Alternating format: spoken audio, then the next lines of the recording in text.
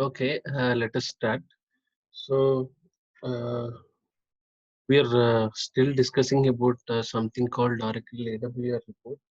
Even until yesterday, we are talking about the steps to analyze the AWR report, or what are the different recommendations we can give before getting an AWR report, or how to identify different database performance issues by looking at the AWR report. So theoretically, you may not understand it completely, but hopefully tomorrow or day after tomorrow, I'm going to install this on. I have a setup where I have an Oracle with some sample database. We have some data, and with the help of some programs, we will generate some dummy data, and we will generate few AWR reports. I'll show you what will happen in real time, how to take the AWR report, how to give the different snap IDs, and how we can compare two different AWR reports.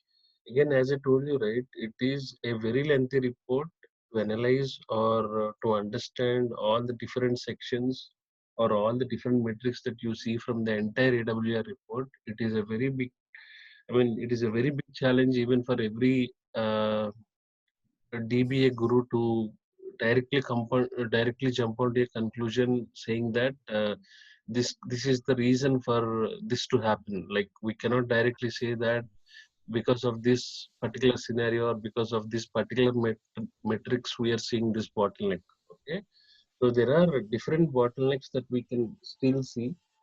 Okay, and as I told you yesterday, you need to collect multiple AWR reports to compare and to understand the performance degradations in the database.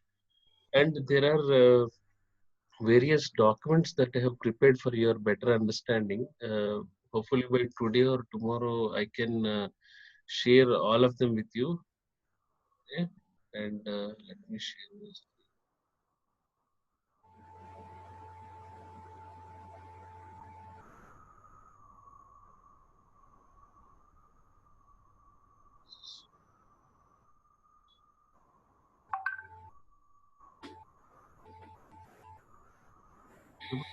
No, right?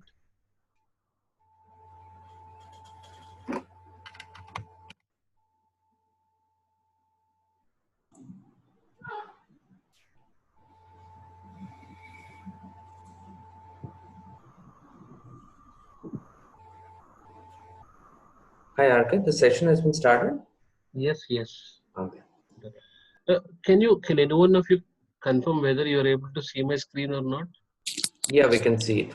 You have opened one of the where time model statistics has been shown, right? Time model statistic, twin Right. statistic. Yeah. So, and mostly we have already discussed about the different ways to take the AWR, right? Like, I'm just telling the point. Like, you need to collect multiple AWR reports. Okay. Compare one for good time, one for mean time, and one for after completion of your test for your better analysis, to see what changed with what, and to understand what really happened inside the database during your load test. You need to take multiple AWR reports, and that depends on problem to problem and the type of testing that that you are doing. Okay, so it is not that you have to take AWR report for every 1 hour. It is not a mandatory thing. So if your test duration is 1 hour or 2 hours, you can take for 15 minutes, you can take for 30 minutes, and you can compare all of them to identify all the degradations. And every time you take an AWR report, you need to know, or you need to identify at what time you have to take an AWR report. I'm repeatedly telling this point. The reason is because if you're running a test today morning, and if you're trying to take a report in sometime in the afternoon or evening, it will I mean 30 to 40% it will not help you. So when the time you're testing, you need to identify the time. If it is 3 hours or 4 hours, and you need to do the testing, you need to take an AWR report when the load test is happening. For example, 10 a.m. to 2 p.m. or something. Stick to that particular time, and you have to select that time, and you need to take the help of a DBA to understand all the different issues that you get in the report for the last for the 3 hours or 4 hours that you selected. Okay, if you don't split your AWR report into smaller reports, you will have one single report, which is a very lengthy report, which will give you the average of all the metrics that explain you what happened for the entire 4 hours. So which will not be a very good practice.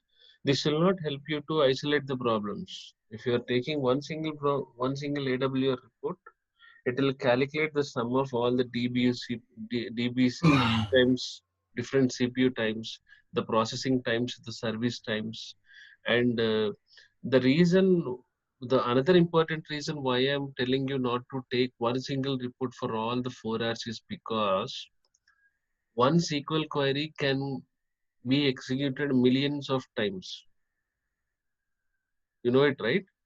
If there is some kind of insight update or something, if it is an application like Amazon, which is continuously accessed, when users are buying same product again and again within a fraction of seconds, if there is a high user rate, high number of connections, high number of user calls, then I would like to show you one example. So this is one example, okay? So the DB time actually will happen in the server. It is, see, for if you look at the DB time in overall user response time, when you take any performance use case or use case traversal or user scenario, it starts from the browser.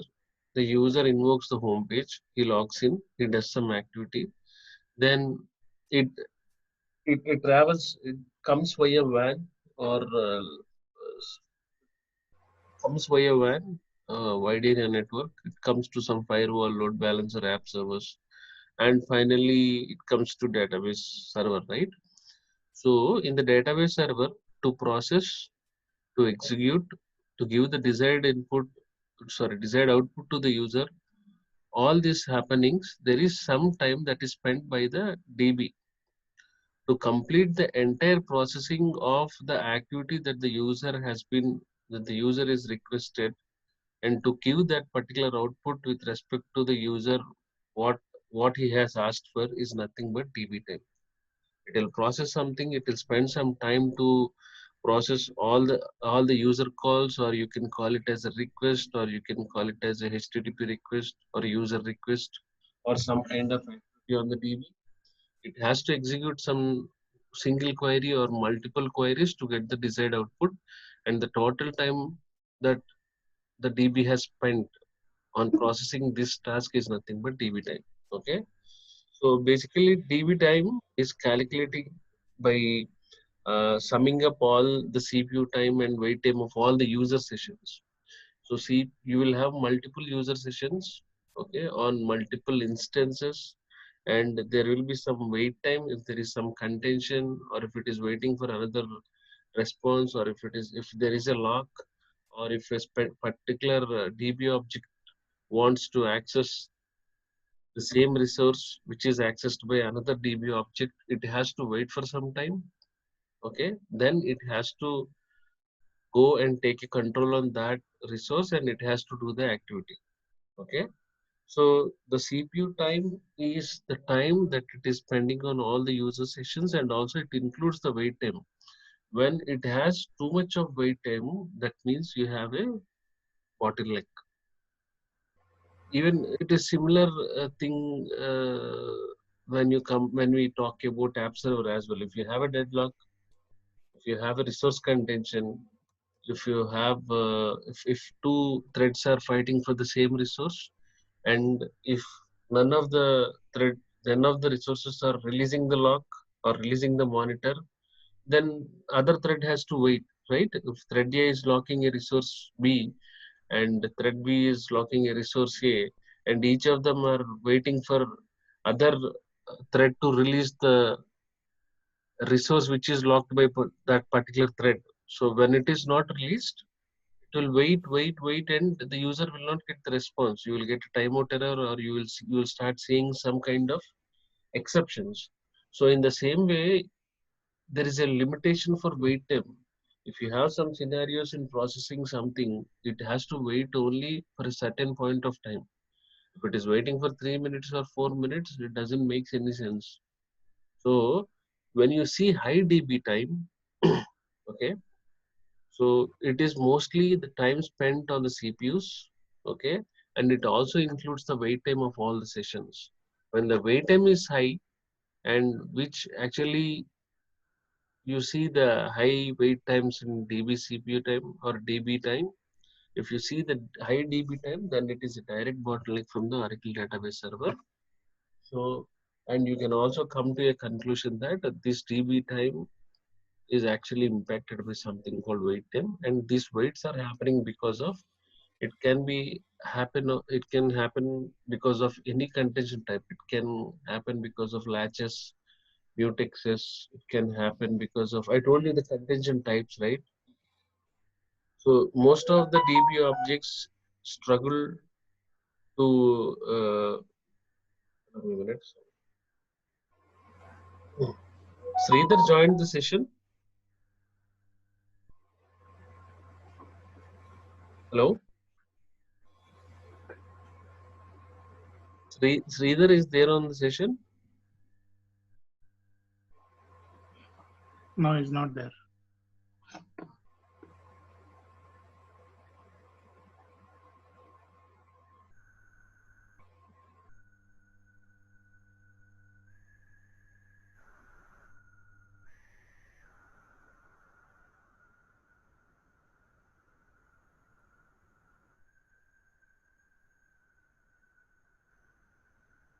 He's asking me for the meeting password.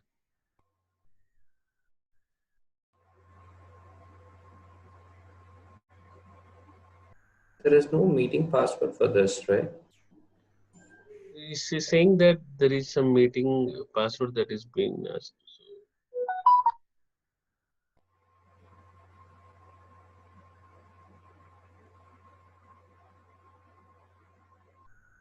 Okay, all right.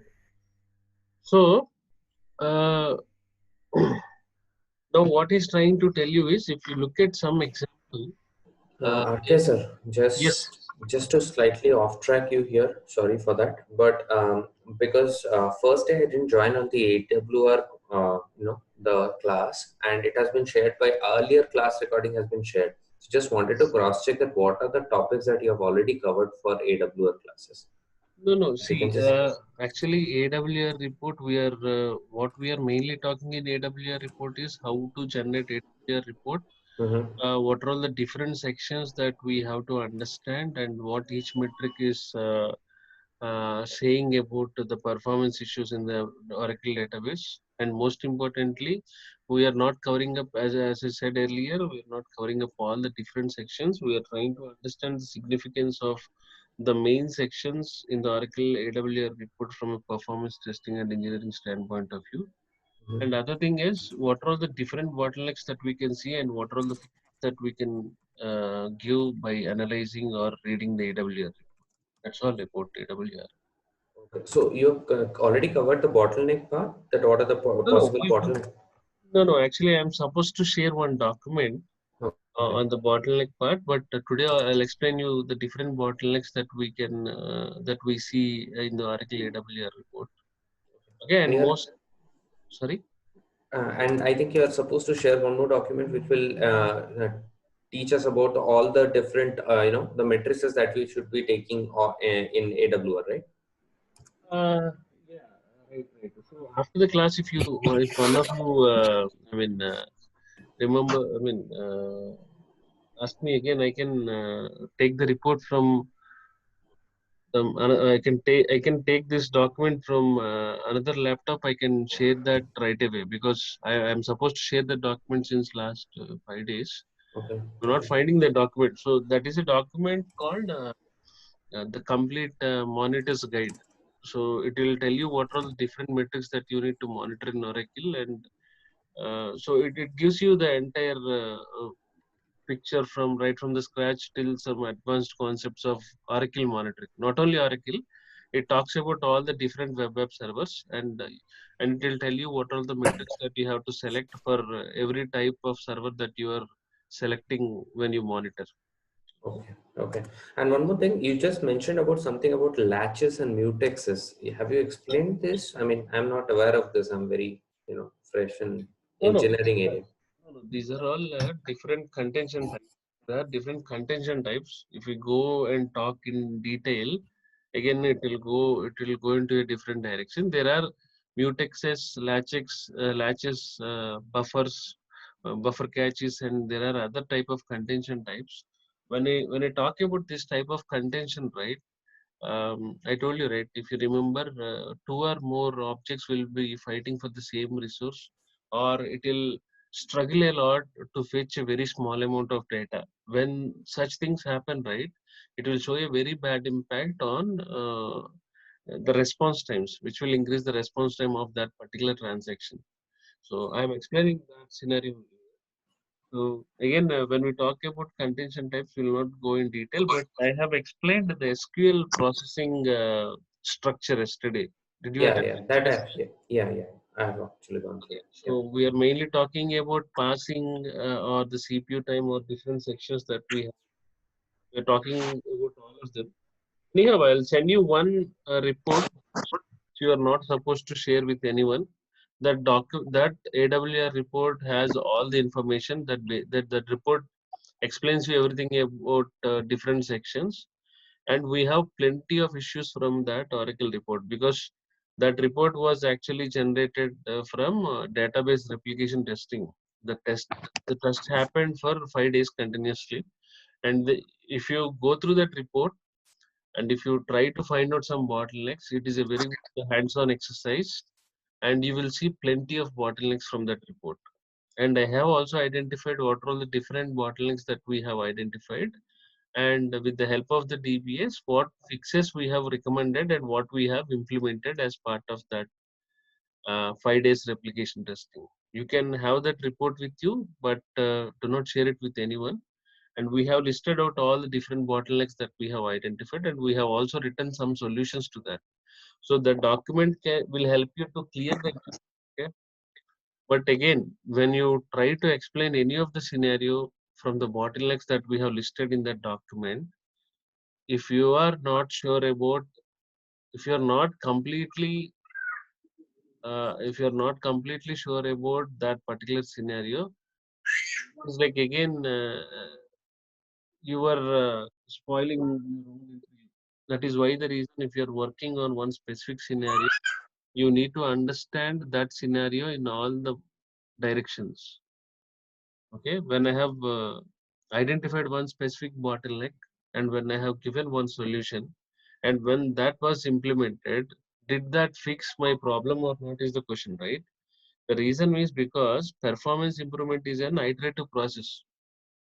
Okay, if you are trying to remove, I have written here, right? If you want to remove the first bottleneck or any bottleneck that you have identified for the very first time in the Oracle database, if you have given a fix to that, it may not give you the performance improvement from the next minute or immediately, but it can create another bottleneck. You know it, right? Even in the manual testing, it happens. If you are trying to fix a particular defect, okay, that particular fixing of that defect, it may show some bad impact on the other existing functionality, which is already working fine. That is why the reason you do regression testing. The reason why you do regression testing is because after a particular fix, we are ensuring that that particular fix is impacting on any of the other existing functionalities which are already working fine.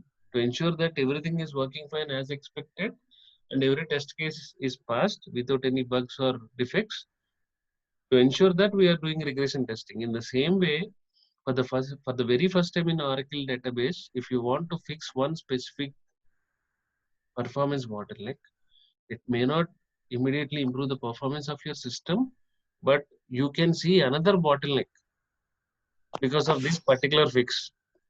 Now you are fixing one particular transaction called search. You have identified, you have optimized it, you have identified high load SQL statements, and you optimized a few queries. And the speed, the response time of that particular transaction has been optimized. Now is working as expected. But again, some transaction has been impacted. Now I am seeing other transaction with response time some 6.9 seconds or 8.3 seconds. That was working very good earlier when I did not, before fixing the first bottleneck. So before fixing anything, or when you try to eliminate any of the bottleneck, the first bottleneck, you need to check the impact on the entire system. Even if you want to tune or optimize any of the SQL query, you need to analyze the impact on the execution plan, what can happen. That is why the reason we always have advisors. When I show it to you in the real time, I'll show you how to analyze that. Okay, we will take some sample queries and we will run it on SQL analysis and we'll see how we can do it. Okay, and performance problems are always because of from a performance testing and engineering side. If you The performance problems are always from the high load SQL statements, or because if you see a sudden drop in throughput, or if you have an unexpected unacceptable response times, or if you see high resource crunch, resource utilizations, only for all these needs you are trying to optimize, or you are trying to give a fix from the Oracle DB side. Apart from that, anything relevant to any of the core activities from the database side, if there is something like if there are changes in the hardware change, if there are changes that are happening in the hardware or software, if you have so many changes on the DB database configurations, if you have like too many changes in the schema, or if some version has been changed in the SGA architecture in Oracle database. So these are all some advanced things that will be taken care only by DBA. It is not the performance engineer again. What we are doing is we are taking AWR report. We are looking at all the statistics. Okay, we are trying to understand what is crucial, and most importantly, when we try to analyze, or when we try to understand what are the different bottlenecks that we see from the AWR report, we take AWR. In parallel with AWR, we will take ADDM. ADDM you can take it manually or it can happen automatically. Okay, there is something called suboptimal parameter setting. There is some setting where you can enable this ADDM, automatic database diagnostic monitor.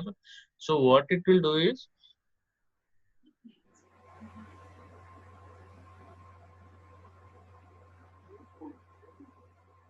yeah, I'm sorry. So what it can do for you is it will tell you what is not a problem inside the database. Every 1 hour it generate a report. It will directly give you the recommendations. 60 to 70% you can rely on all the recommendations that are given by ADDM. Okay, and there is another report called ASH, Active Session History. These are the only areas, only reports that you need to look at, and you need to understand what can be the problem. If you go back and check everything like what is buffer no wait percentage, or if I see the least value for buffer hit percentage in instance efficiency percentage, sorry, in instance efficiency percentage section in AWR, or if you want to see percentage non per CPU, if it is the value is 23, you may not give, or you may not understand anything from that metric. So, but there are few shortcuts for the Oracle AWR report. Yesterday we spoke about the database details. If you remember host configuration, can you please mute your lines? No, I can. Twice. Chill out. Can all of you please mute your lines? Chill out. So, we spoke about host configuration, we spoke about snapshot details, and we also spoke about load time. If you remember, let me open that. Okay, before we talk about this load profile, so this is one of the example I would like to explain. So If you see the high DB time in any of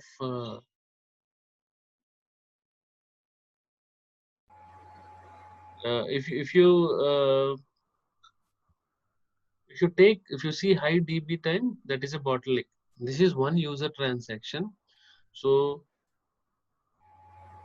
in an online cart, the first thing is query for novels by author, right? The user is trying to search for a novel by a specific author, okay? And when you try to search by a specific author, what will happen? What will happen in the database?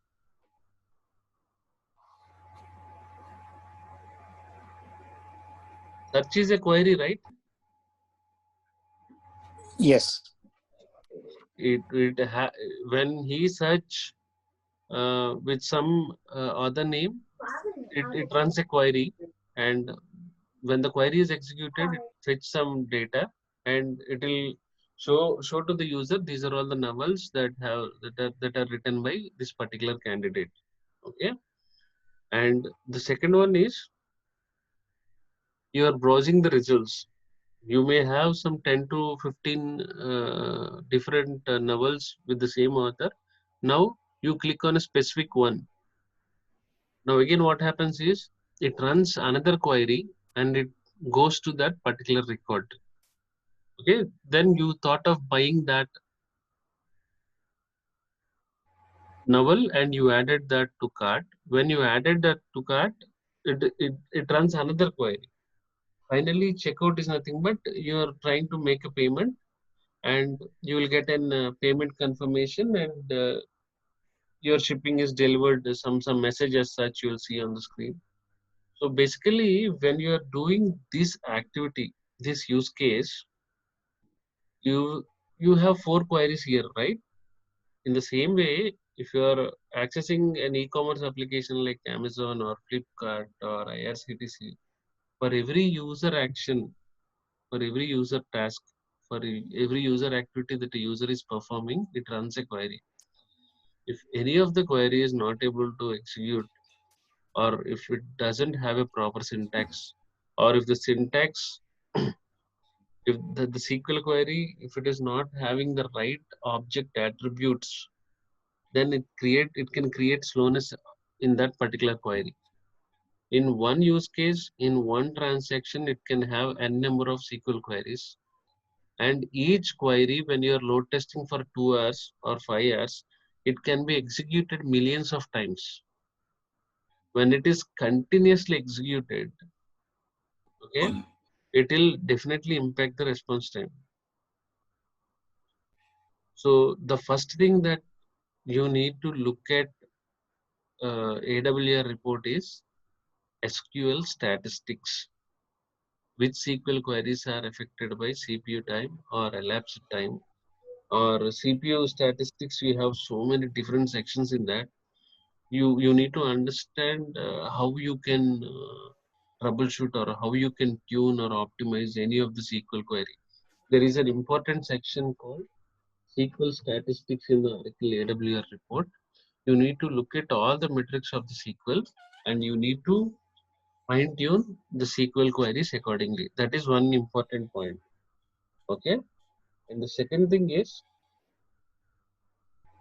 there is, for example, I'll tell you two important things from SQL. Yeah, SQL statistics. There is one thing called SQL ordered by elapsed time and SQL ordered by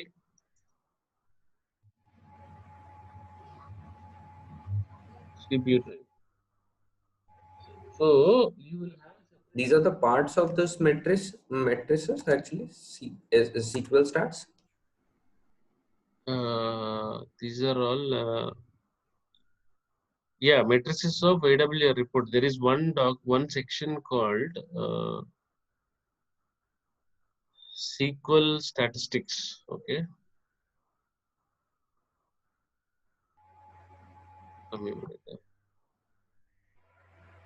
what I mean to say that you're telling about checking the SQL statistics, right? So the SQL ordered by whatever two options that you wrote, these are the part of SQL stats, or these are different No, parameters? these are part of SQL stats.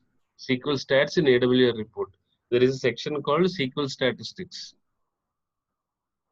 in AWR report. In SQL statistics, you will have some 9 to 10 different parameters like SQL order by elapsed time, SQL order by CPU time, and there are many other different metrics. I'm supposed to have one minute.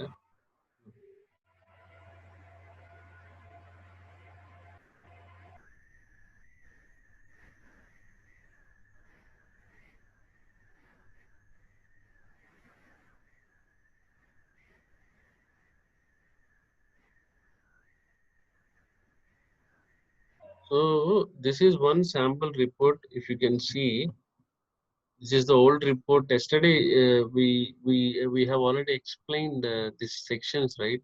If you look at the first section, it is talking about all the host configuration, the snapshot details. If you look at this one, it is giving you the DB name here, the DB ID. This is a test database. That is why the reason it is not rack enabled. If it is a rack based environment where it is having some multiple instances of your DB with multiple clusters and nodes in a distributed environment, you will see in the rack section, you will see yes.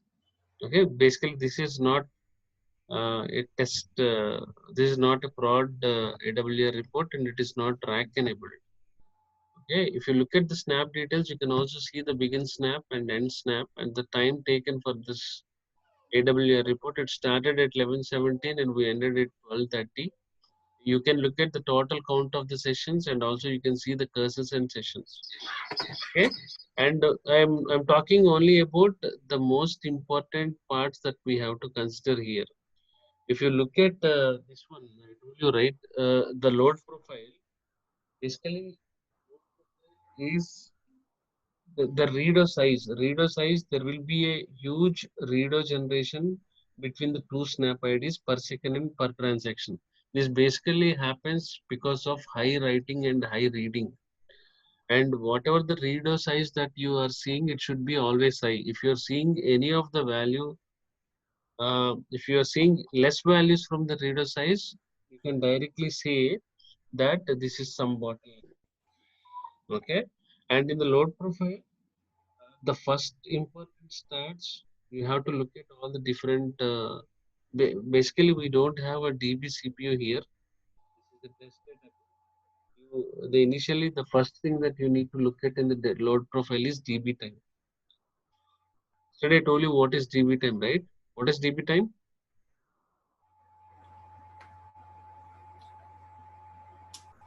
The amount of time DB is actually busy in processing all the requests.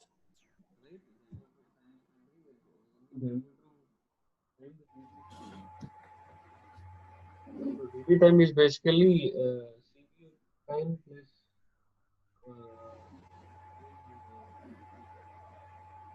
Not able to hear you actually. is it better now? Yeah, I can hear you. Yeah. Basically, the DB time does not include any of the background process. Okay, it will not include any of the background processes, and it will give the DB time. Basically, it will give the complete meantime of all the sessions that are active on the database concurrently. Okay, if you see any of the database time, you see a high number in the database, it means that DB activity or sessions were high during your AWR time. It means that when you're testing, if your DB time has a very higher value, it means that you have too many sessions on the database and you have high concurrency on the database. And again, it is another approach where you can go and do further analysis to understand why you have high DB time. Okay. So every and elapsed time, you know the elapsed time, right? What is elapsed time? You have a snap ID, the start snap and end snap you have. What is this? What is an elapsed time? End snap minus begin snap. The difference time that you have between the start snap and end snap is nothing but elapsed time. Okay, and elapsed time also should contain the issue duration. I told you, right? If you are running a test for 3 long hours or 4 long hours, you have to take an AWR for every 30 minutes or every 15 minutes. Even we spoke about one particular example. I'm reporting in basically the AWR history in the Oracle database. You will have all that history only for last 7 days. There is also something called retention period where you can configure. So if I have an issue in the database and I'm telling my team that I have seen a slowness in my database from 10 o'clock to 1 o'clock, and after 1 o'clock, everything seems to be normal. But you have already ran a test from 9 o'clock in the morning till 3 o'clock in the afternoon. So what is that you do? You take one report for every 1 hour. That means that the 6 reports for all the 6 hours. And again, it depends on problem to problem and the type of or flavor of performance test that you are performing on your database. It is not a mandatory, or it is not directly a thumb rule that you have to take only one report for 1 hour. Okay, if you're basically, if the Oracle is automatically taking the AWR reports for every 1 hour, then it will create a table space issue. It will give you some memory issues. So that is not going to happen. We are taking only AWR report whenever we need it, when the load test is happened. So when I have reported an incident saying that my database is slow from 10 o'clock to 1 o'clock, it is very, very slow. And after 1 o'clock, everything seems to be normal. And we already ran a test from 9 o'clock in the morning till 3 o'clock in the afternoon. So this elapsed time should contain the issue duration. That means that when you take this AWR report, you have to have this duration from 10 o'clock to 1 o'clock. And to identify the issue from 10 o'clock to 1 o'clock, which is 3 hours duration, or if it is 10 o'clock to 12 o'clock, which is 2 hours duration, you can take 8 AWR reports for every 15 minutes duration. When you compare all these reports, whatever the sections that I'm showing it to you here, depending upon the values that you see, you can pinpoint the performance issue very easily inside the database. Okay. In the load profile, basically what you'll understand from this load profile is the average active sessions, the DB CPU, the logical and physical read, the user calls, and the number of executions that are happened. Yesterday we also spoke about parses, right? Parsing. What parsing will do? Parsing basically will involve in two different steps. One is semantic analysis and one is syntax analysis. The first thing is before it parses the SQL, before the SQL query gets executed, this parser will basically verifies whether the SQL query is having the correct syntax or not. That is the first step. The second step is whether the SQL query has the data access method and whether the SQL query has the right object attributes or not. It verifies that, then it sends, before it gets executed again, it sends to the optimizer. There is no rule-based optimizer after 10G or 11 Oracle 11. There is only cost-based optimizer, and this optimizer is like the heart of the Oracle SQL processing engine. It takes care of optimizing all the queries internally itself, Oracle itself. And if any of the query is not optimized, it is not that it will not get optimized, but when the SQL query is executed for millions of times, when you have high concurrency testing, when there is high user base with high user calls, with high number of connections or hits, then obviously the application can be slow, and there are high number of chances the reason is only because of the SQL queries, because every user activity will have n number of different queries.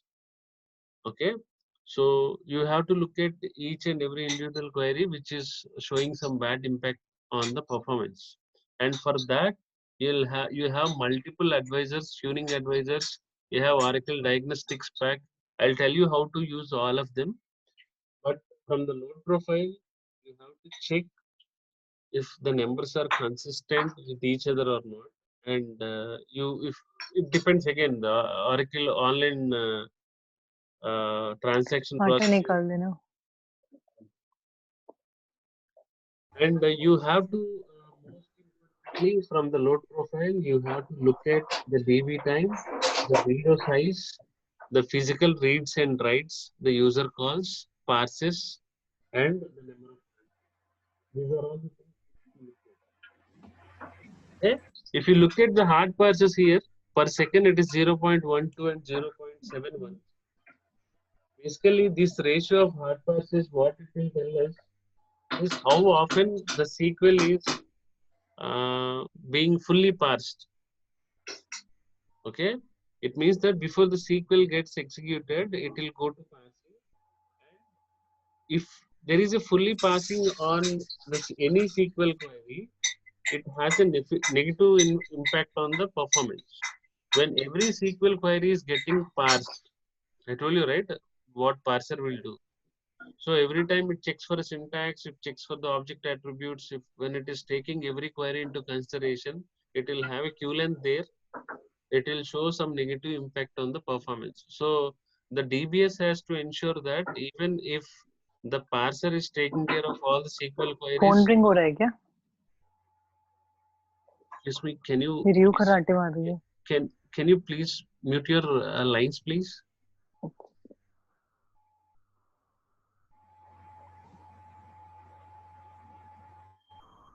Okay, thank you.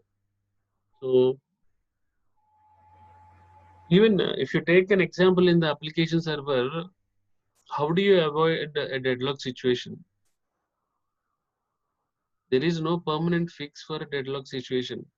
If two threads are holding a resource, I told you, right? If thread A is holding resource B, thread B is holding resource A, and each of them are not releasing the resources which are held by the same thread.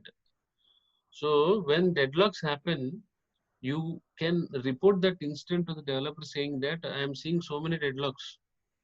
The only fix to avoid deadlocks is the developer has to write a code, an efficient code in a way that deadlocks will never happen again. You cannot simply delete a deadlock. You cannot directly eliminate a deadlock. It can be in the database or it can be on the application server. It can be on the thread dump with respect to threads. So when you see any of the wait times or any of the negative impact on the performance, you cannot directly implement a fix. So only with the help of a senior DBA, you can tell him that the parsing is taking a high amount of time, which is where all the SQL queries are going to fully parsed. And when this full parsing is happening on all the SQL statements, I am seeing a negative effect on the entire performance. Like saying that I have a very big response time for a particular transaction. I'm seeing 11 seconds response time. Yeah. So if you see this high parses, it is 0.12, right? If you see this high hard parses ratio greater than 2%, it is directly a problem with the database. It means that it is a direct bottleneck. I'm telling you the value. If you see the hard parses more than 2, you can also assume 3. Basically, it indicates the problem with the bind variables. As there are few SQL queries use bind variables, and there are other SQL queries which don't use bind variables. We are not talking about bind variables here anyhow, but if required, when I show it to you in real time, I'll tell you what is bind variable. You can make a note from your side. What is SQL query executing with a bind variable mean? You can do your search. So, and if you look at the reader size, right? Reader size, the main sources of reader are whatever the insertion multiple insertion updates are happening. We are missing your voice, RK. I don't know what's happening with me. Is it better now? Yeah, we can hear you. Thanks. Okay. So now the reader size. What should be the number for my reader size? What is why this reader size will happen? Reader size. This happens between only two different IDs. One is the start snap ID and one is the end snap ID. Okay. So this happens at the per second and per transaction level. This reader is generated in huge number. Okay. You can, the first bottleneck you can directly identify from the reader side. The reader, I told you, right? The sources of reader are basically too many inserts, deletes, updates that happen from the database side. And don't worry about this. Again, we are not able to hear you. Connect my. We could hear till it depends on input output till there.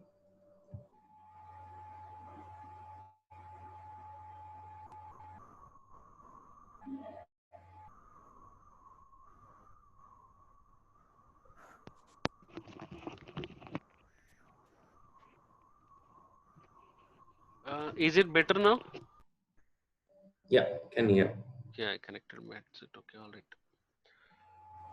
So what I'm trying to tell you is you can identify the first bottleneck from the reader size directly from the load profile. The main sources of this reader are basically the inserts, updates, and deletes that happen from the database from all the queries. And you need not worry whether you see high number or low number, but it can be the first indication of your performance issue from your database side. Okay, basically if you see high reader, what I'm talking about the reader size in load profile, right? I have a question. What does a high reader size mean? If I am seeing a high reader size per second per transaction, I already told you there is so much of inserts, updates, and deletes are happening from the database. Now tell me, what do you think about high reader size?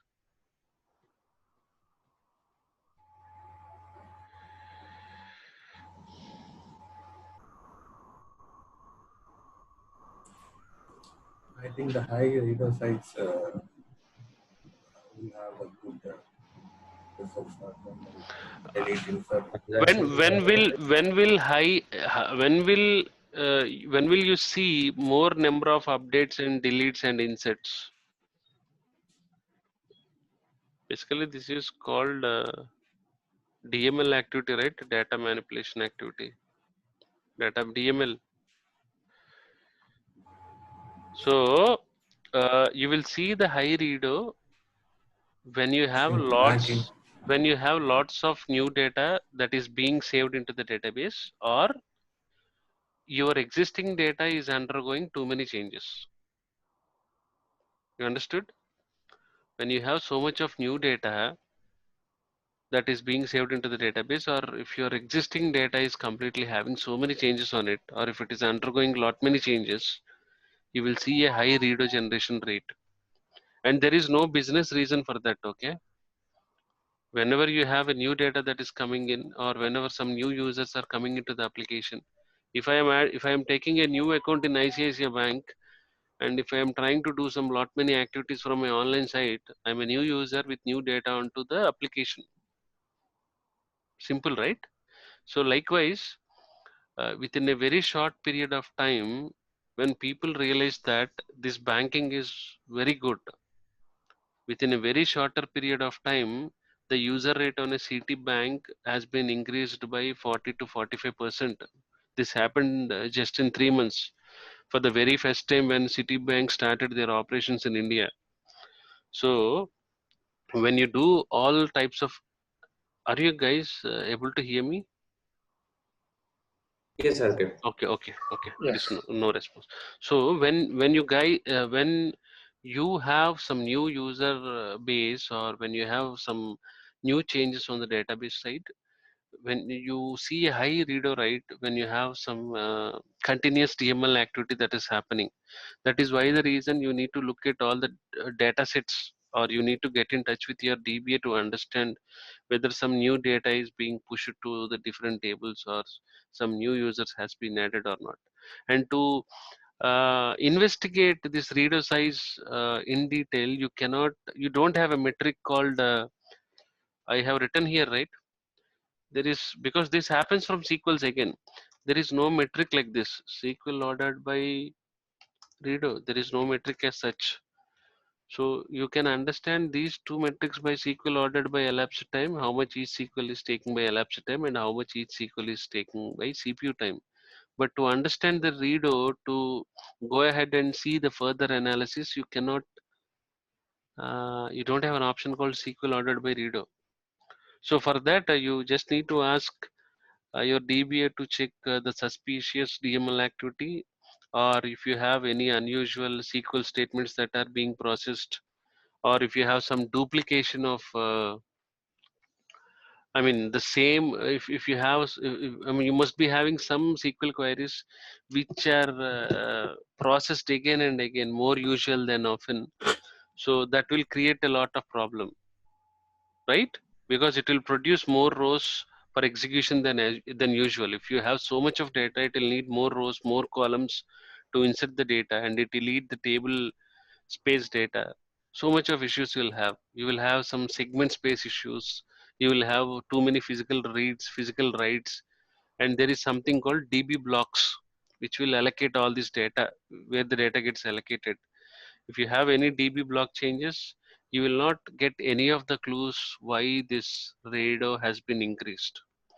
So that is why the reason DBS or a performance engineer has to continuously monitor why you need to keep an eye on the DML, suspicious DML activity, on all the inserts or updates or deletes that are happening, and why you are seeing a high reader size value.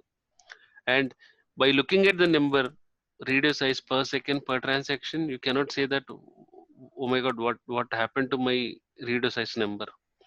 Because I may execute my test with 4,000 users. You can run your test only with 50 users, and my user will be doing only 3 transactions, and your user can do some 25 to 35 transactions. So it depends on, it purely depends on problem to problem, and scenario to scenario. There is no specific numbers. You need to analyze only by uh, comparing multiple AWR reports. That is how you can analyze. For 3 hours test, if you're taking 3 different reports, these 3 reports are all for the steady state. That means that all the 5 users are working concurrently, executing the same transactions, doing the same activity. If you are seeing the reader in the first AWR report, if you are seeing the reader size 1562, in the second report you are seeing somewhere around 7082, and the third report again it is, you are seeing only 999. Then in the second hour, you have observed a high reader size, isn't it? Right? So there is no fixed numbers. This is a bottleneck. I have seen this number. It is not that. If you talk about hard passes, I told you, right, it should not be greater than 2 or 3%. Any volume that you take. Okay. Now in the same way, here the DBCPU is not recorded. If you look at the DBCPU, DBCPU basically it will not include the time spent on the background process. It is the total time, the total CPU time that has been spent on all the user calls. DBCPU is same as DB time, but it does not include background processes. But DB time will include the time that has been sent on background processes too. DB time and DB CPU time, if you're Again, if you compare 3 different reports, DB CPU, DB time. For example, if I'm running a test for 2 hours or 1 hour I ran a test, I take 4 AWR reports for every half an hour, every 15 minutes.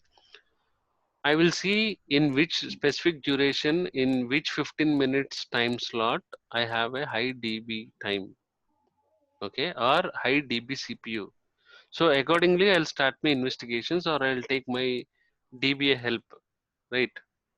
So if I have 8 cores CPU, if I'm getting a 8 seconds DB time and 4 seconds DB CPU time, so in this case, I need to analyze why it is taking that time, and I also need to check what are all the other different times that I have in all the different 4 slots. Accordingly, whichever the slot is having high amount of DB CPU or high amount of DB time, then I'll go and see all the SQL queries ordered by CPU time, ordered by DB time. I'll go there and I'll check my SQL queries and I'll identify which SQL query is taking much longer time. Okay, so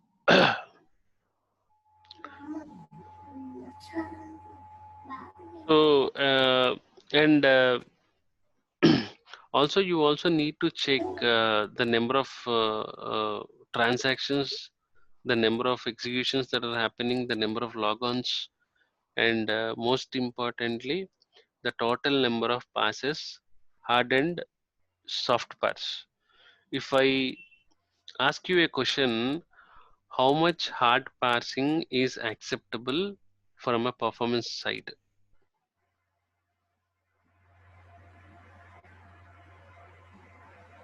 This is a very, very important question. If any one of you are saying that I have done Oracle database tuning or I have involved in Oracle database tuning, if the one who is taking your interview has involved in any of the Oracle performance engineering activity, he will ask you, have you ever heard about something called parsing? You will say yes. The immediate question is how many types of parsings you have, soft parse and hard parse. What is the average value? How can you identify a bottleneck? If how do you know the abnormal numbers? How do you conclude there is a bottleneck by looking at hard parse and soft parse? What is the role of parser in SQL? These are all the different questions you may face. And how much hard parsing is acceptable? You may tell him that I have seen load profile. Now tell me what is hard parses in load profile. What is the rate? What is the rate of hard parsing that is acceptable? Anyone? Any one input that you can give or that you can think of from your side? Less than 2 per second. Okay, less than 2 or 3%. Yeah, 2 or 3% is for hard passes. 2% or 2 per second is what we should tell. No, it is 2%.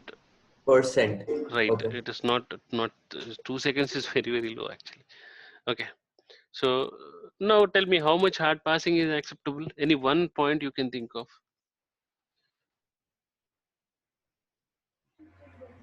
See, I'll tell you a simple answer for every performance engineering question that is being asked in any interview. For any question, the common answer in any evaluation is it depends on too many things. This is the answer for every question.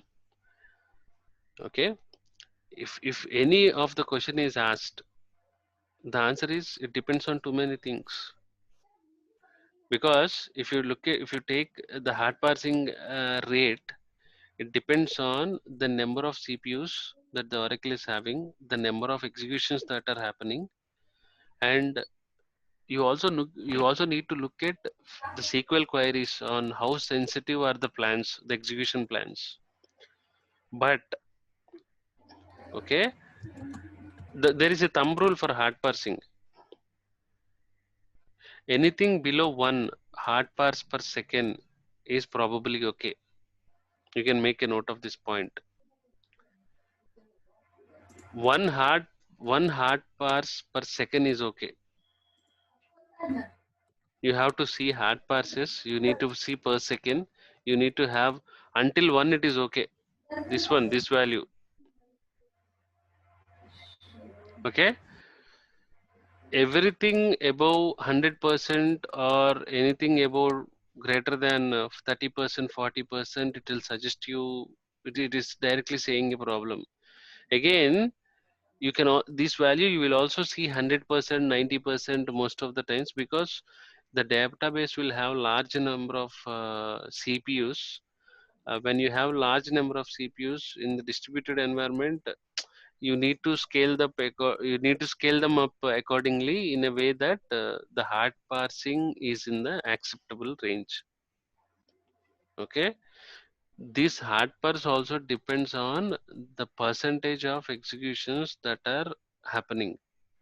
If you see any excessive parsing that is happening, or if you suspect anything that excessive parsing is showing some negative impact on your database performance, immediately you need to check the time model statistics section.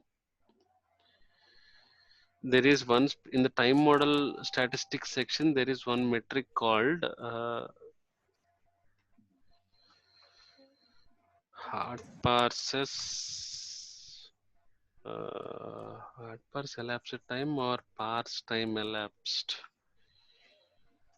You can something like this you'll have, I'm not sure. Okay, hard part time model statistics will go there. Hard parse, if you see this one, did you see this one, hard parse elapsed time?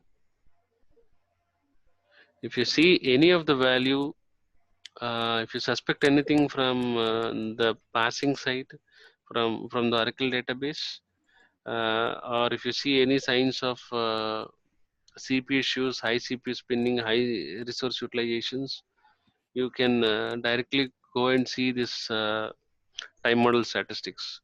So remaining, you forget about other metrics. Now we'll talk about instance efficiency percentage. In the bracket, it is saying that target 100%. Yesterday I explained this point. Anyone remember this one?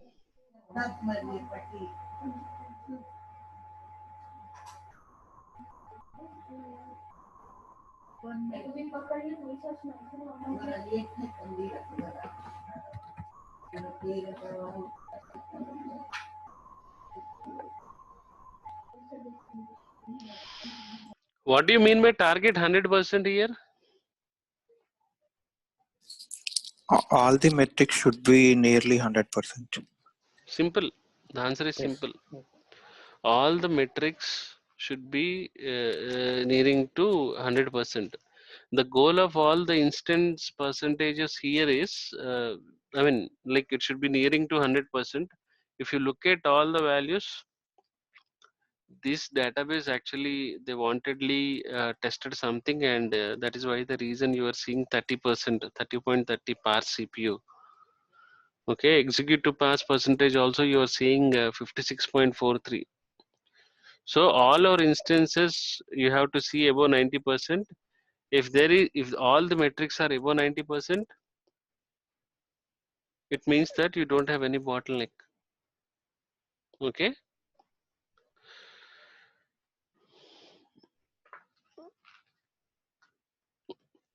And so every ratio and every metric that is shown here is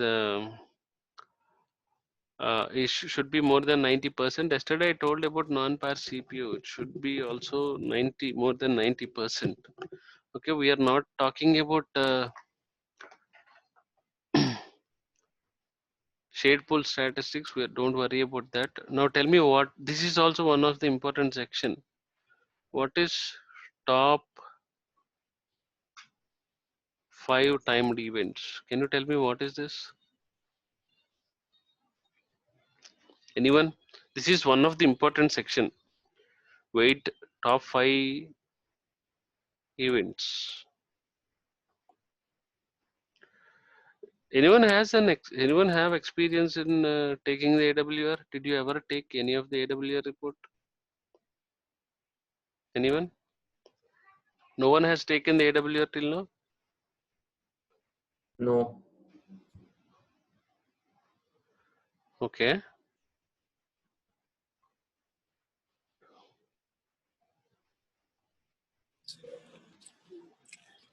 But Probably, we didn't probably the take that, flight. but we saw some of the reports. Okay. What you Probably this just says come the here? 5 events that are consume the most amount of time or waits. I mean, timed waiting events. Your voice is breaking. Can you repeat it for me? I'm sorry. Yeah, I mean, just guessing, but I feel that top 5 time events, the events which is taking like most amount of time waiting for, and the top 5 of them that have been listed over here. Excellent. Probably. Right. So basically, this gives the 5 largest wait events across your database instance. Okay. So by looking at all the top 5, right? So we may not understand. We may look at different metrics of the database instance to see what is happening. What is happening? These are all the top 5 things, top 5 wait events in the complete database instance, so that it will be easy for us to understand how much time each one is taking. If you look at the CPU time, the control file parallel rate, control file sequential rate, again, I'm telling you again and again this particular point, because if someone is asking you what is the significance of DB file sequential read in top 5 events, we cannot tell what is significance. What is the significance of this one? Our job here is only to understand these things, and to understand what is happening. Okay, if I tell you that, for example, if there is DB sequential read, this metric actually, it will tell you the user process that is reading buffers into the SGA buffer cache. You have other areas like SGA, PGA, and buffer cache. Even I am not sure about all of them. I am not a DBA. So that buffer cache is waiting for some other physical IO call return. So we cannot go in depth, and we cannot explain all of them. But I know what is this DB file scattered reads. There is there are some situations where the DB will continuously do full table scans. When the DB is doing this full table scans, right, it will take a lot of time to conduct all these full table scans. Okay, there is something called uh, single write or read temp or something. You have so many buffer weights.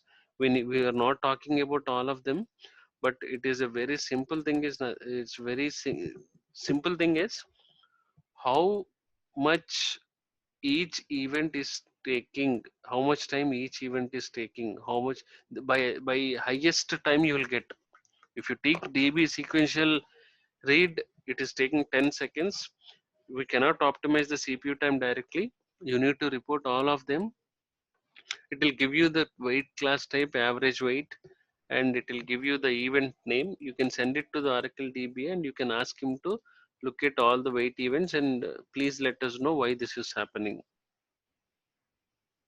Okay. And another apart from time model statistics, you have I'm talking about this one, SQL statistics.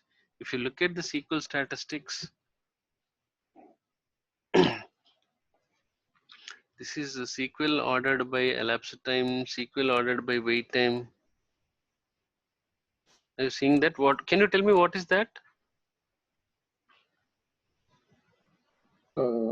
Ordered by based on the elapsed time, based on the time taken to execute that query.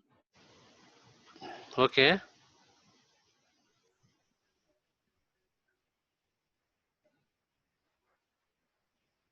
And to understand why SQL query is slow, this will help you. It's very simple. Now, what I'm trying to understand is, what do you understand by SQL ordered by one specific metric? It can be elapsed time or CPU time, or it can be anything. What do you understand by that? So basically it will order up that which one of the SQL queries must have taken higher amount of time. So let it be from elapsed time perspective or CPU time perspective or whatever the other metrics perspective, it will just order it. So we'll be able to get to know that which one has taken the highest amount of time, and based on that we can go for the bottleneck. Simple. Integration. Excellent. So if you have a high DB CPU time, if I go to SQL ordered by CPU time, if you look at one specific SQL ID, which is this particular SQL, it is taking the highest amount of time because it has the lowest number of executions, even though if you compare it with 13.02 or 1651 for 123 executions, it has taken CPU time of 3 seconds and the total time in percentage is 23.54. Likewise, so every SQL that includes the PL SQL function, which is called by the code or total DB time by different elapsed time or by reads or by any of the other metrics, you can easily identify all the SQL queries by CPU time, by gets, by reads, by number of executions. That is how you identify all the different SQLs and you list down all of them and you optimize based on priority. Again, it depends on problem to problem. Okay. So one question here. Yes, sir. When we are looking at the top queries through which we will be going, either reporting into a DB team based on SQL ID, or by what we will tell that they'll be able to identify that this is the area that they need to work on, or SQL tuning has to happen. Which is that parameter that we need to tell? I did not get your question. Can you ask? Can you elaborate the question again, please? Yeah. So let's say, for example, in elapsed time, the first row, right, which has the SQL ID having 6G and it has taken the total DB time is 25%. So are we going to tell them the SQL ID, which will help them to identify where the tuning has to happen? If you send this section, right, this SQL ordered by something, they'll take care of the entire activity. Because every day we see this section, right, we are not currently taking part in tuning the activities, in tuning the SQL queries or optimizing them. We don't have control over them. First of all, we simply give this section to them, and we have some 28 to 35,000 SQL queries that has to be optimized every day when we are testing with 1 lakh users. Which So section you are referring to? That which section you are referring? SQL, the last section. Because if you click on the SQL ID, it will open the entire history of that particular SQL. Okay. Okay. Okay. So even you can also see the query, but this is not the appropriate report. I'll help you with one report for your better understanding. So these are all the main areas that you need to take care of. And if you want to learn, okay, all of these things, it will take years, definitely for sure. It will take more number of years to understand or to go through all of them. But from your side, the reason, I mean, most of the times, the way I explain to the students is they need to understand what will happen in real time. Most of the people are still in under an impression like uh, taking an AWR report or analyzing them, or I did not see any of the screens in real time. So most of the people are still trying to understand what exactly will happen in real time. How do you take AWR, or what are all the different sections that you will look at, and how do you use all the different advisors or tuning packs that you have from the Oracle eManager. So if you look at the Oracle problems, every time you see something called CPU bottlenecks. Okay, you see undersized memory structures, but you will not be given access to. You can monitor all of them by using any of the best APM tool in the market, like Dynatrace or AppD or CA APM can show you all the memory utilizations very clearly. But the IO capacity issues or suboptimal use for Oracle database web application, concurrency issues are always there. But most of the times, I am telling you, right, the only issues that you see are high load SQL statements, how you can optimize it. After optimizing it, how did you analyze, or how did you ensure that there is no impact, there is no negative impact on the other SQL queries, or I did not see any of the bottleneck after fixing the first bottleneck? You should have an answer for that. And every time, always you have a challenge in one aspect. The challenge is with the short-lived performance problems. If you see the short-lived performance problems, you may see the database is very slow for 15 minutes, and when your customer asks you to retest it, you will not be able to reproduce the same issue. And even if you take the help of your senior DBA guru, he cannot help you.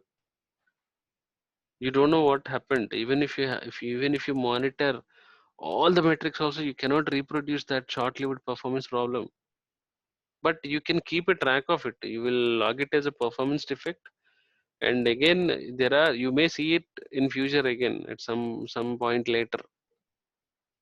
Okay, so the majority of the problems in the database are due to short-lived performance problems, and the only way to capture these short-lived performance problems are, what is it? The only way to identify short-lived performance problems is what?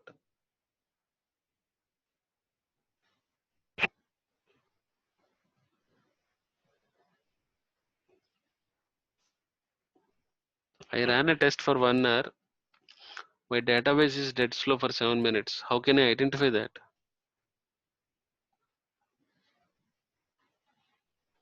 We need to take short duration multiple AWR reports. And This is what we are talking from the last 3 days. This is the answer. We have to take multiple AWS to see what happened with respect to slowness, right? That is the only answer. And tuning or inefficient this data access path, there is one document, okay? One document, what it can tell you is, there is some document called database basics. Okay, before you start reading all of them, uh, you need to understand what are all these different areas. How many of you know what is index? What is index in a database? No, Index is applied on column to increase the efficiency of queries. Like it can fetch results faster from database tables. or let us talk this way. What is an index in textbook? Index gives us like which topic is where exactly, which page number. So we see that and then we go directly there. So I have the reason I'm just making you to understand in what way the interviews can happen. Nothing. I'm not trying to degrade any one of you, but I don't want to. I'm not trying to criticize. Please don't get offended. So the point here is, there are many people who come for interview. I have unofficially taken 350 to 450 interviews. If someone is saying me that I know Oracle, the first question that I ask them is, I have seen your profile. Tell me 3 areas that you are good at. By any chance, if you're telling me that, because I have been doing this Oracle database tuning since last 2.5 years. I have never taken a single AWR report until 6.5 years of core performance testing and engineering experience. I never got an opportunity to touch my database, any of the database. I never know what are the database bottlenecks till last 3 years. But when someone is saying me that I am very good at database tuning, I start from the basics. What is index? So I ask what is an instance, because I don't want to trouble them much. How do you do what is top 5? When he's saying that I have seen top 5 timed events, SQL ordered by CPU time. Whatever he is saying, I ask the same question. What is SQL ordered by CPU time? How do you identify a bottleneck? If you don't have a constructive approach in identifying or analyzing any of the performance degradations, you, it will create a mess in your interview. Unnecessarily, you will lose a very good opportunity by just not having appropriate basics. It is not that no one can tell you that you don't have a real time or you're not a right fit to that opportunity. But when, especially when coming to the database, there are few basics that you need to focus, you need to understand. How many of you know a SQL query will have a PL SQL function in it? And that PL SQL function will create a very big problem and it will show a very negative impact on the performance. Okay. There are so many problems with the joins. There are so many problems with ordering. There is so many problems with table space management. There are so many problems with schema changes. You will have 60 to 70% of the problems with execution plans. What are the basic mistakes that can happen when creating an execution plan? If you search in Google, you will get the answer. You do some homework, analyzing AWR report, you need to prepare your own notes handy. You need to write your own cases from your project, what bottlenecks you identified, what are the fixes you got, and how these fixes impacted the performance. And most importantly, the last point is you are not testing all these activities or not analyzing, not fixing all of these issues on production environment. You are doing all this scratching the surface on an environment which is not prod like environment. It is 1/4 or 1/3 of your prod environment, and the same things will not, whatever the issues that you see, you will not hardly see 10% of the issues that you have tested on your test environment. Whatever the issues that you see, whatever the bottlenecks you got, you will not even see 20% of the issues on production environment. Whatever the issues that you see on a production environment are completely different that you tested. Okay, and whatever the solutions that you are giving in the test environment will not work on prod environment. That is why the reason we have only one solution is to get feedback from real-time users. Getting feedback from real-time users on daily basis is the solution. And if any of the customer or any of the business is worried about judging the database performance, then he has to give the same size of database configuration what he is using in production. If he wants to get that tested in the test environment, the ultimate solution is you need to have the same size of database, same size of data, same kind of data, same kind of schema, same kind of execution plan, and then you can test. Forget about web app DB server, web app servers, code, everything. You forget about that. Give me the same database. We can give you all the possible solutions to fix all of them. Again, by taking the feedback from the real users. Okay, spend some time, spend some quality time. I can give you all the constructive approach to analyze, to fix, to understand all the Oracle database related issues. It will hardly take 3 to 4 days of time to learn all of them. I can send you all this information. And again, my humble request to all of you is do not share this report. It is strictly confidential and I cannot share this report to anyone. I can share this report to you guys and the first batch guys. I have to share it with you all. And there is a logo and there is a client ID on that. Do not share it to anyone with at any cost. All right. If you have any questions with respect to AWR or Oracle database tuning, and if you want to spend some good amount of time, you can always ping me and call me after 9 at any time. All right. We'll talk about ADDM and ASH, and after that, I'll show you on Oracle database how to take all these activities. Right? Any questions you guys have?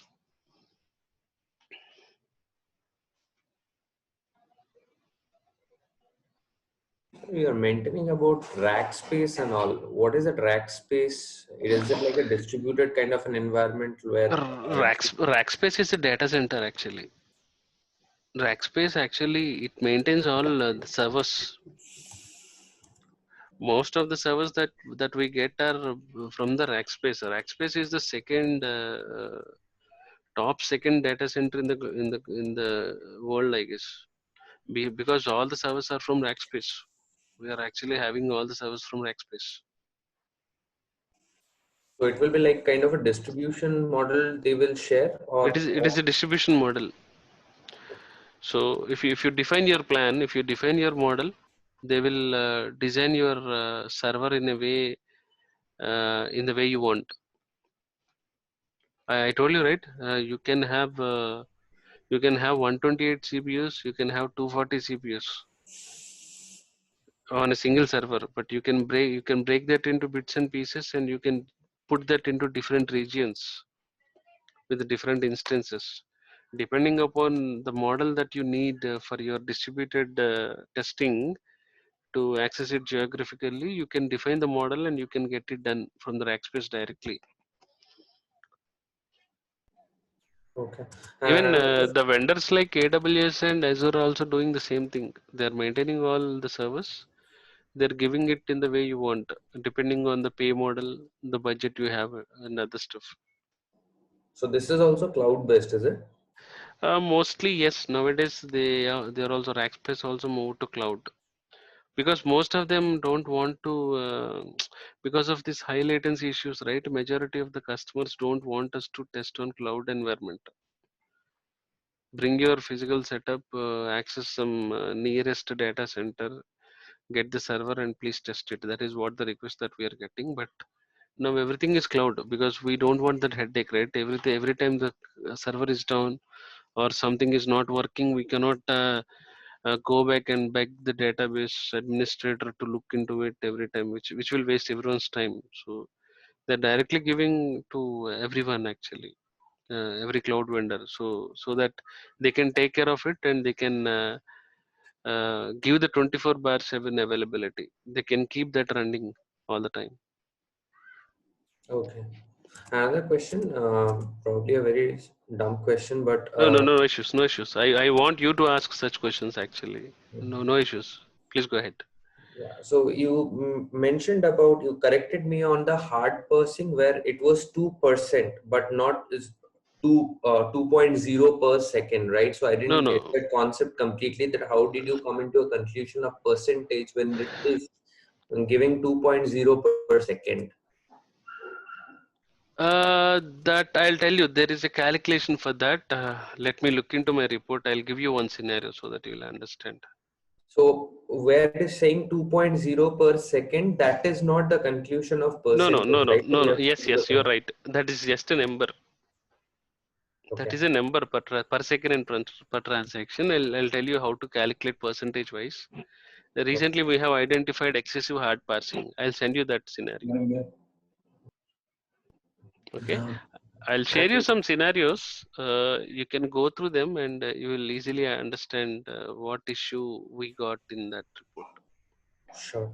And one more small question, like in the AWR report, I saw there's parsing and then there is hard parsing, right? So how the soft parsing will be determined from there? Parsers actually includes both soft and hard parsers. Soft parsers, let me look at the report, please.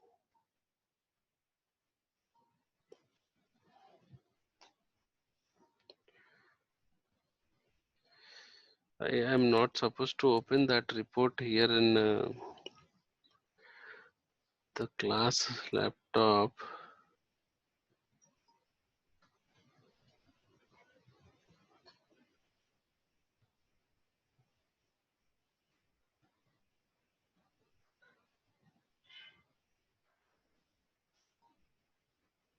1 minute. I'm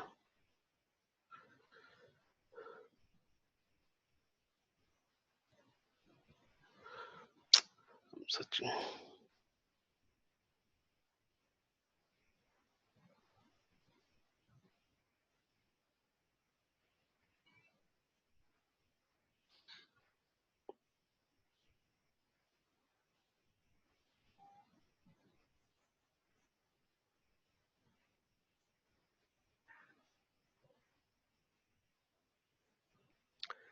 There is one specific section to see the soft parses. Even I don't remember at the moment. In one section, you can see the soft parses. So what is that regular parse that is written, that only parse that is written? What is that parse actually? It is parses, right?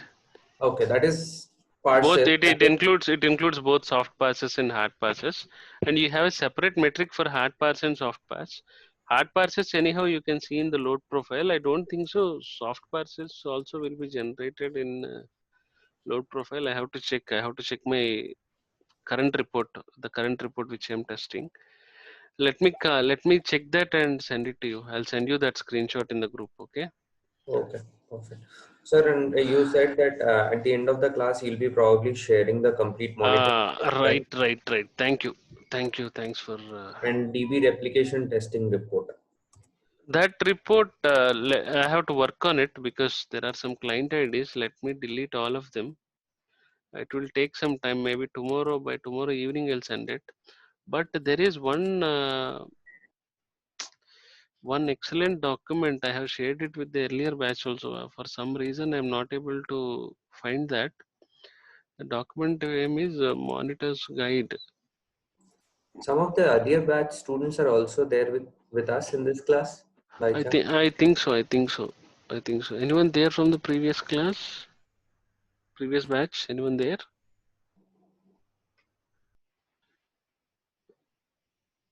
I don't know. Probably not in class, but they might be available in our group chat.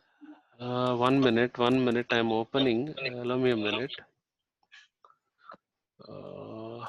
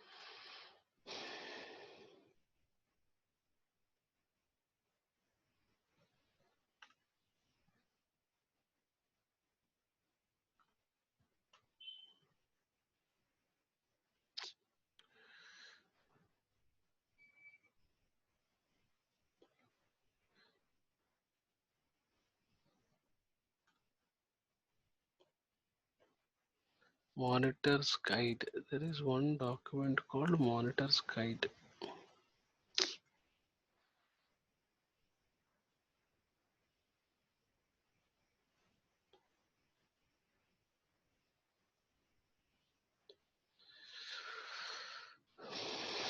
I think we'll get here.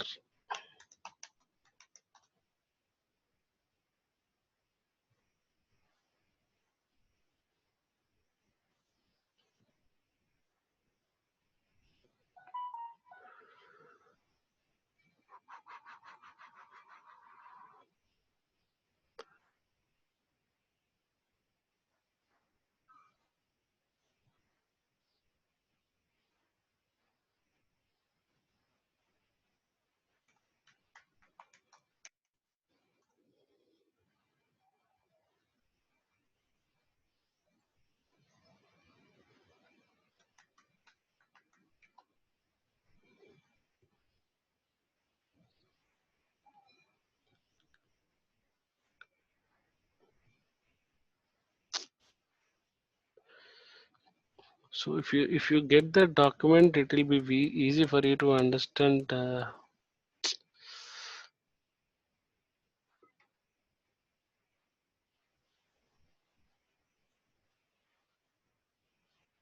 Okay, what I'll do is I'll check with the previous batch students. Okay, so somehow I'll try to send it. If you can wait for 2 minutes, another 2 minutes, I can search for you. Is it okay? Or all right, no problem.